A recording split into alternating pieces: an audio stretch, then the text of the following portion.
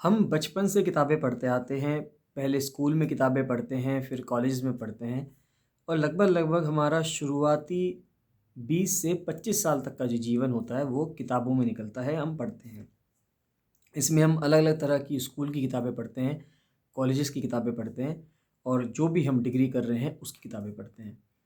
लेकिन इन सभी किताबों में जो एक मिसिंग किताब होती हैं, वो होती हैं जिस धर्म को आप फ़ॉलो कर रहे हैं, उस धर्म से जुड़ी किताबें। कई धर्मों ने इस चीज़ पे अपना कदम बढ़ाया है। अगर हम इस्लाम धर्म को देखें तो इस्लाम धर्म शुरुआती समय में जब बच्चा बड़ा होता है तो उस टाइम पे उसको कुरान पढ़ाई जाती है। गुरु ग्रंथ साहिब भी पढ़ाई जाती है सिखिज़्म के अंदर।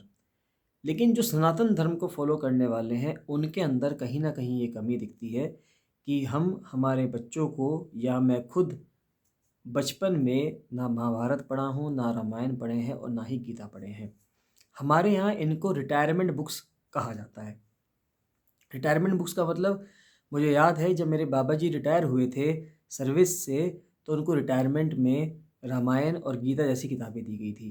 तो इसका मतलब ये है कि ये रिटायरमेंट बुक्स हुई, यानी कि अब पर्सन रिटायर हो गया है, अब वो इन किताबों को पढ़ेगा। मेरा आपसे सवाल ये है कि आपको कैसे पता है कि आप 60 साल तक जिएँगे? हमें इस बात की कोई गारंटी नहीं है कि हमारी ज़िंदगी कितनी है।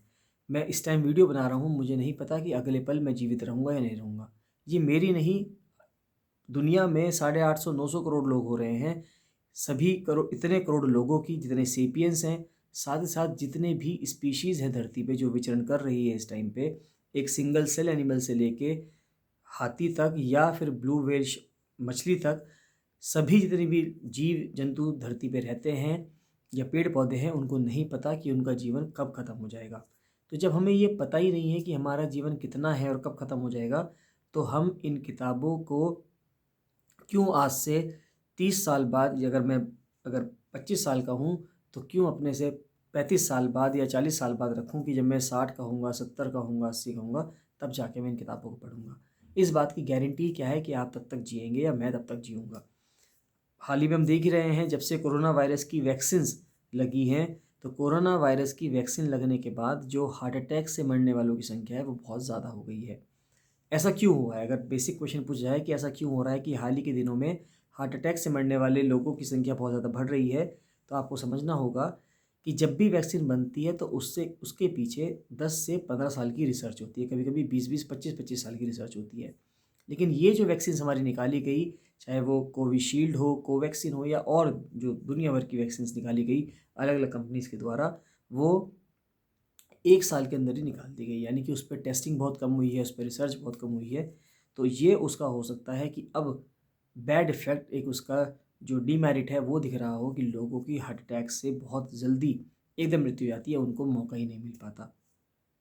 तो इतने अनसर्टेन टाइम में जब हमें पता ही नहीं है कि हम जिएँगे नहीं जिएँगे, तो मेरा आपसे कहना ये है कि अभी टाइम है, क्योंकि हमें जो कल बीत चुका है उसका हम कुछ नहीं कर सकते, जो कल आने वाला है उसका हमें पता ही नहीं है। तो हमारे पास सिर्फ़ और सिर्फ़ आज का समय है। तो आज और अभी का जो समय है वही हमारे पास है। तो मेरा आपसे कहना होता है कि उसी समय को आप सबसे ज़्यादा यूटिलाइज़ करें और इन किताबों को, क्योंकि हम जब भी बात करते हैं सनातन धर्म के ऊपर, जब भी बात होती है, तो हम पाते हैं कि हम अपने आप को असजग या असहज महसूस करते हैं। वो इस वजह से करते हैं क्योंकि हमें इस धर्म के बारे में नॉलेज ही नहीं है।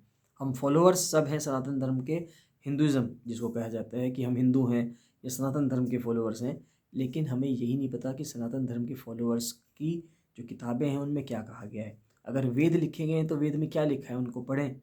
उपनिषदों में क्या लिखा गया है, रामायण में क्या लिखा है, महाभारत में क्या लिखा है, गीता में क्या लिखा है, इन सब किताबों में क्या लिखा है, इनको पढ़ना भी ज़रूरी है। क्योंकि ये सिर्फ़ किताबें, अगर किताबें सिर्फ़ हम समझें कि 1 या 2 वर्ग के लोग पढ़ेंगे, तो उनसे काम नहीं चलेगा। जिस तरह से कुरान सभी लोग पढ़ते हैं, गुरु ग्रंथ साहिब सभी लोग पढ़ते हैं, इस तरह से गीता, रामायण, महाभारत भी सभी लोगों को पढ़नी चाहिए। सिर्फ़ किताबें पढ़ने से आपको क्या होगा? किताब पढ़ने से आपको कुछ ज्ञान की प्राप्ति होगी, आपको कुछ समझ आएगी।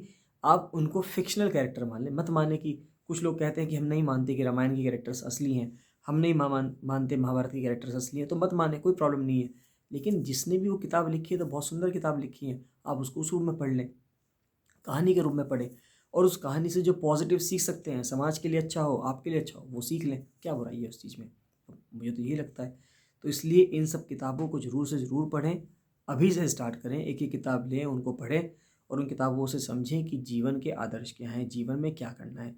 जो उसमें आपको लगता है बुराई है, उसको छोड़ दें, जो उसमें लगता है आपको अच्छाई है, उसको अपना लें। एक समझदार व्यक्ति की यही पहचान होती है।